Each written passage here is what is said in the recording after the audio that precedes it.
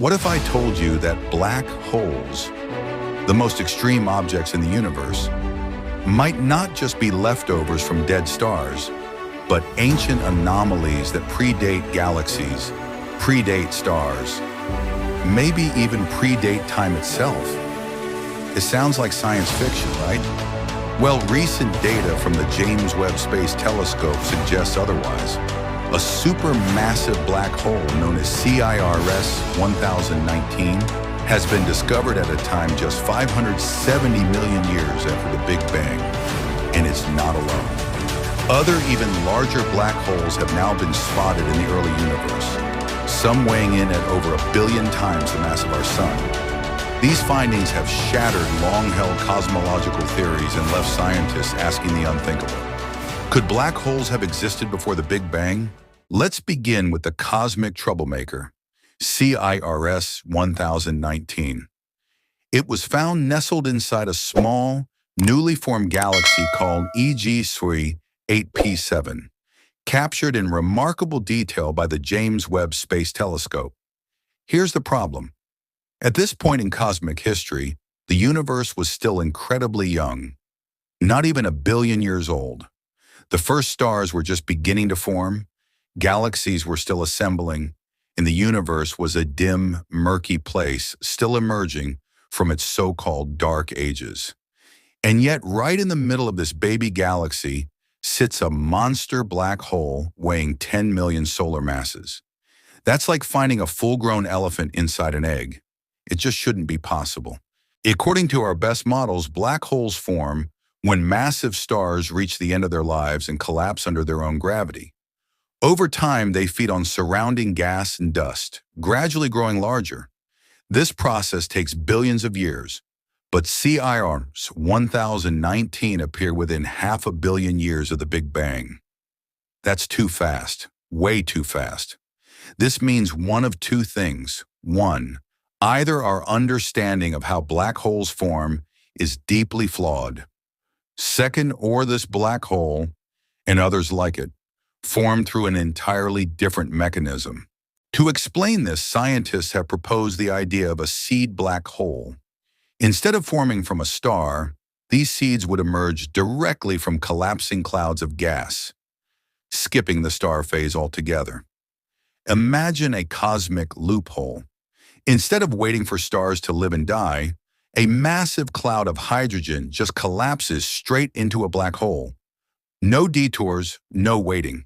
If this happened early and often enough in the young universe, it might explain how such large black holes showed up so fast. But even then, growing to 10 million or even 1.6 billion solar masses in just a few 100 million years still seems extreme.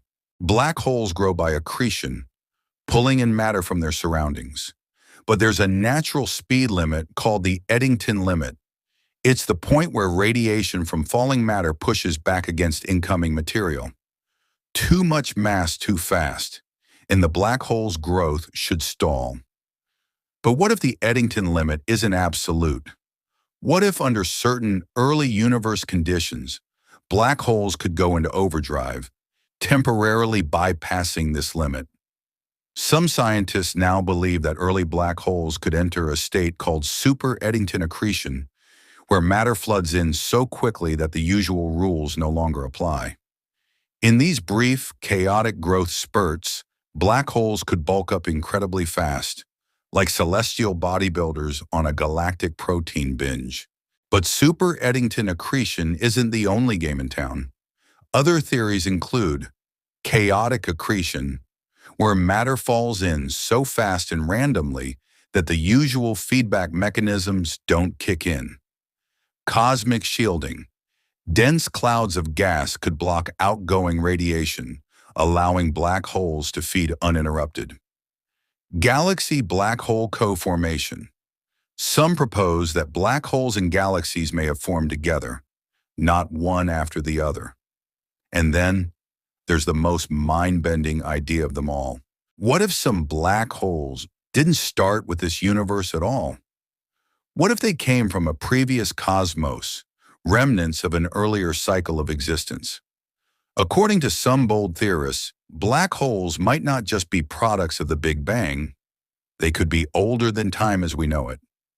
Some cosmological models, like cyclic or bouncing universes, suggest the universe didn't begin with a bang, but rather with a transition from a previous universe collapsing into a new one. And black holes, especially the massive ones that survive cosmic contraction, might carry over into the new universe. Could CIRS 1019 be a traveler from a universe before ours? CIRS 1019 was just the start.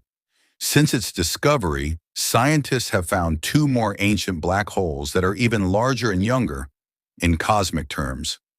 One with a mass of 800 million suns, only 670 million years after the Big Bang. Another monster at 1.6 billion solar masses, appearing just 690 million years post-Big Bang. These aren't statistical outliers anymore. They're part of a disturbing trend, one that suggests our understanding of the early universe is fundamentally broken. The current standard model of cosmology is called lambda CDM. It assumes a smooth expansion of the universe driven by dark energy and cold dark matter. But the existence of these massive black holes so early in cosmic history violates the timeline predicted by lambda CDM. To make the math work, some theorists have proposed rapid galaxy formation, boom towns, exotic forms of matter or dark energy, even modifications to general relativity. But at some point, the patchwork starts to tear. Too many exceptions mean the rule itself might be wrong. Here's the thing. Despite decades of study, we still don't fully understand what black holes are. We define them as regions of space-time where gravity is so intense that not even light can escape. They come in several types. Stellar black holes, 3 to 100 solar masses. Intermediate mass black holes, 100 to 100,000 solar masses. Supermassive black holes, millions to 10 billion solar masses. Billions of solar masses. Primordial black holes, hypothetical, formed moments after the Big Bang. It's the primordial ones that scientists are increasingly interested in. If they exist, they may explain dark matter. They may be seeds of today's galactic cores. They may even have existed before the Big Bang. But all of this is still in the realm of theory. Interestingly, nearly every galaxy we observe, including our own Milky Way, has a supermassive black hole at its center. Coincidence? Or are black holes essential ingredients in galaxy formation? They may act as gravitational anchors, organizing stars, dust and gas into disks, spheres, and spirals. Some researchers suggest that galaxies form around black holes, not the other way around. If that's the case, then maybe black holes didn't just appear in the early universe. Maybe they shaped it.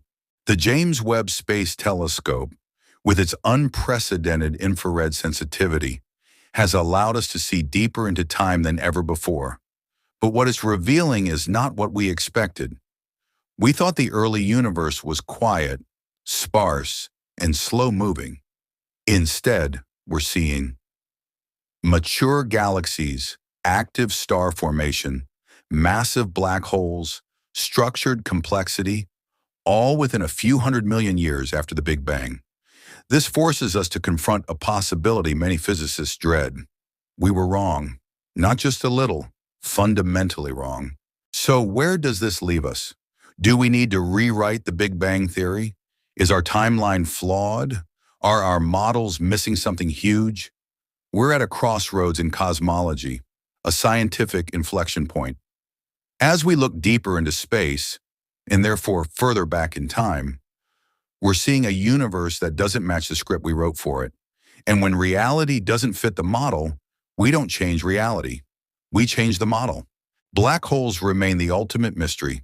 They hold the secrets of gravity, time, information, and possibly the universe's origin. They're the universe's poker face, hiding cards we don't even know exist yet. CIRS 1019 is just one clue, but it's a big one. And it's telling us to look again, think deeper, question more, because maybe, just maybe, the universe didn't start with a bang. Maybe it started with a whisper, a singularity, a black hole. And if we ever want to truly understand where we came from, we'll have to look into the darkness.